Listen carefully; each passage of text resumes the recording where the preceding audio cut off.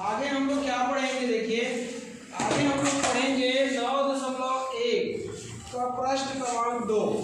ये देखो ध्यान से देखिए, प्रश्नावली 9.1 तो प्रश्न क्रमांक 2। प्रश्न क्रमांक 2 अपने को क्या करना है, हल करना है। ठीक है, प्रश्न क्रमांक 2 क्या है, देखिए निम्नलिखित में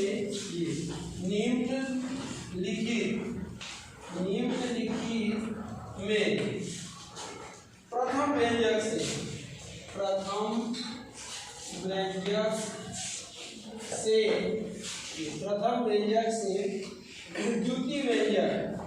द्वितीय व्यंजक को घटाइए। ये आपका प्रश्न है और प्रश्न दिया हुआ है ए में है 8x में से 3x को ऐसा लिखा है। ये देखिए, तो ये देखिए यहाँ पर ये आपका प्रथम व्यंजक है और ये क्या है, द्वितीय व्यंजक। तो प्रथम व्यंजक में से किसको घटाना है, द्वितीय। तो हल कैसे करोगे, तो 8x को लिखना, फिर ब्रैकेट लगा देना। इसमें से किसको घटाना है, प्रथम में से द्वितीय को, तो इसको लिख देना। ये अब ब्रैकेट को हटा दो तो 8x में कितना हो जाएगा, 3। अब 8 में 3 को घटा लो कितना आएगा, 5x आंसर हो गया। ये धन वाला पड़ा है ना, धन चिन्ह वाला, इसका चिन्ह आएगा। ये ऋण चिन्ह वाला पड़ा रहता तो ऋण चिन्ह आता, समझ रहे हो। इसके बाद देखिए इसमें और बहुत सारे प्रश्न हैं। इसमें प्रश्न है, थोड़ा बड़ा प्रश्न मैं समझा रहा हूँ। e को ये देखिए x² - 3x + 7 में से -3x² - 4x - 2 को ऐसा लिखिए। तो ये देखो पहले देख लीजिए, ये क्या है आपको बताइए, प्रथम व्यंजक, और ये क्या है आपका द्वितीय व्यंजक।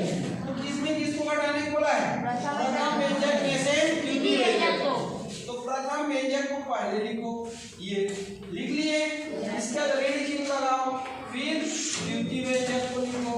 ये देखो ये आ गया समझ में। अब देखिए ये ब्रैकेट के पहले कौन सा चिन्ह है, धन, इसलिए ये जैसा का तैसा रहेगा। ये देखो अब यहाँ पर देखो, ये ब्रैकेट के पहले क्या है, ऋण चिन्ह है ना, इसलिए अंदर का जितना भी पद है उसका चिन्ह बदल जाएगा। ये ऋण क्या हो जाएगा, ऋण धन हो जाएगा।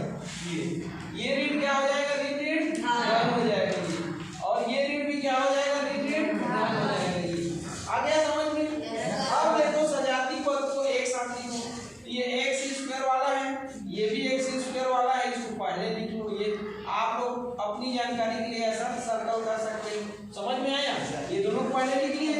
उसके बाद x वाला पद देखो, तो ये ऋण 3x है, x वाला, और कौन है 4x 4x। ये तो इसको भी लिख लिया आपने, इसको भी लिख लिया। अब क्या बचा, धन 7 और धन 2, यही बचा है। अब जोड़ो घटाओ सजाती पदों को, यहाँ कुछ नहीं है, मतलब कितना है 1, तो 1 और 3 कितना होगा, 4x निकाल दो।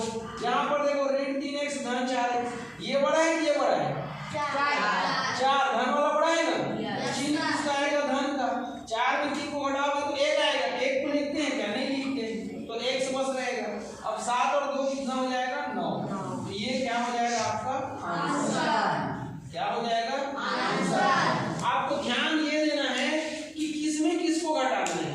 तो प्रथम व्यंजक में द्वितीय व्यंजक को बोला है, तो प्रथम व्यंजक को पहले लिखोगे, फिर ऋण करके द्वितीय व्यंजक को लिखोगे। आया समझ में। इसके बाद अगला क्वेश्चन है, देखिए सरल कीजिए करके, क्या है, अगला प्रश्न है, प्रश्न क्रमांक 3 है, सरल कीजिए। क्या है, सरल कीजिए। ये इसमें है सरल कीजिए में पहला प्रश्न है 5ab, इसके बाद है -7b²c, फिर है -6ab, और उसके बाद है +2bc², फिर है -4b²c, और लास्ट में -3bc²। ये आपका प्रश्न है, समझ रहे हो। इसको आपको क्या करना है, सरल करना है। तो सबसे पहले आप जो है अवलोकन कीजिए प्रश्न का अवलोकन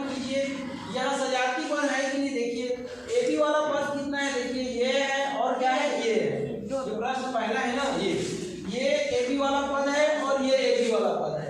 उसके बाद देखिए बी स्क्वायर सी वाला पद है क्या बी स्क्वायर सी वाला पद, बी स्क्वायर सी वाला ये है ना। उसके बाद फिर देखिए बी सी स्क्वायर वाला पद है क्या, ये है और ये है। तो सबसे पहले सजाती पदों को जमा करके एक जगह लिख लीजिए। तो ये 5ab है तो 5ab ये इसको लिख लीजिए। इसके बाद इसको लिख लीजिए आप तो -6ab। इसके बाद इसको लिखिए -7b स्क्वायर सी और b स्क्वायर सी वाला ये है तो -4b स्क्वायर सी। इसको भी लिख डाले आप और इसको भी लिख डाले आप, है ना।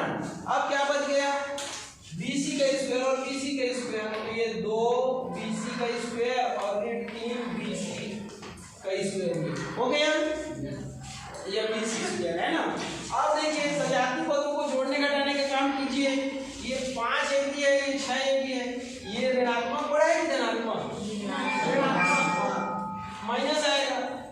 6 में 5 जोड़ा कितना है, 1 आएगा। तो 1 को लिखते नहीं है तो माइनस ए भी आया, ये दोनों का काम हो गया। अब इसको देखो ये ऋण 7 और ऋण 4 दोनों ऋणात्मक है तो क्या होगा, जोड़ रहे हैं तो ऋण ही रहेगा।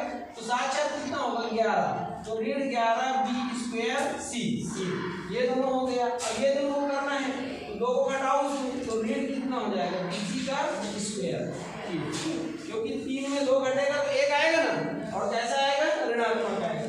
ये आपका क्या हो गया, आंसर हो गया। आप चाहो तो तीनों से ऋण चिन्ह को बाहर निकाल सकते हो, ये ऐसा निकाल सकते हो। कैसे निकालोगे देखिए यहाँ पर, और देखिए 20 में भी है, 20 में भी है, 20 में भी है, समझ रहे हो। सी तो सब में नहीं है, ए भी सब में नहीं है, तो बी सब में क्या है, कॉमन है। आप चाहो तो बी को भी कॉमन कर सकते हो और ऋण चिन्ह को भी कॉमन कर सकते हो, आपकी इच्छा, समझ रहे हो। और अगर आप नहीं चाहते हो तो कॉमन ना करो। आ रहा है समझ में कि नहीं आ रहा है, तो इसको ही आंसर लिख सकते हो आप, इसको ये इसी को आंसर मान सकते हो, ठीक है, अगर आप कॉमन नहीं करना चाहते। इसके बाद अगला क्वेश्चन है, देखिए इसमें एक क्वेश्चन और है, आ जाएगा ये भी क्वेश्चन दूसरा। देखिए एम स्क्वायर है -2n स्क्वायर है +7mn है। इसके बाद -5m स्क्वायर है -11mn है।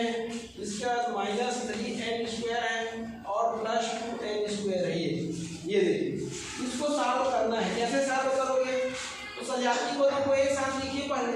ये m स्क्वायर है, इसको पहले लिखिए, इसको लिख लिए। इसके बाद ये m स्क्वायर वाला है, इसको भी लिखिए ये, ठीक। इसके बाद n स्क्वायर वाले को लिखोगे तो n स्क्वायर वाले को लिख लीजिए, क्या क्या है -2n स्क्वायर, इसको भी लिखिए। फिर क्या है -3n स्क्वायर, इसको भी लिख लिए। फिर क्या है +2n स्क्वायर, इसको भी लिख लिए। अब क्या बच गया 7 +7mn और -11mn। अब देखिए यहाँ पर कितना है, 1 है, यहाँ पर कितना है 5 है, तो घटाओगे तो ऋण 4m स्क्वायर हो जाएगा। यहाँ पर देखिए 3 है ना, ऋण 3 और ऋण 2 कितना होगा, ऋण 5। या भी